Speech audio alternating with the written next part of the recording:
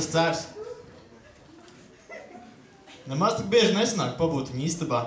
Nu jā, viņš nav īpaši priecīgs, ka es tur parasti nonāku. Nu jā, viņš ir, kā jau redzējāt, ļoti sportisks jaunietis. Viņam gan patīk pagulēt, modinātāji nesagādā problēmas.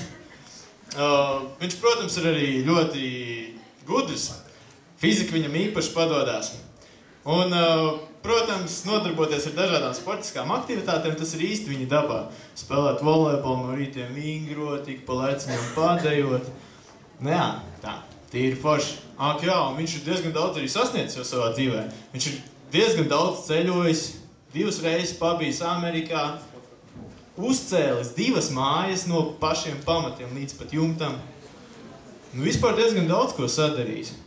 Nu jā, protams, viņš ir tāds smagnējs jauneklis, atvainojos, aptuveni 75-80 kg, pietākim labs savā augumā, tur 1,70 m, aizstojumēs, 1,82 m, ja nemaldos.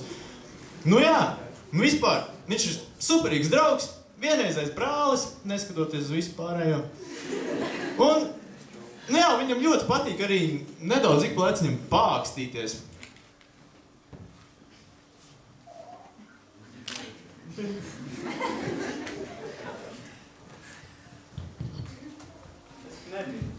Ko tu dari manā istabā?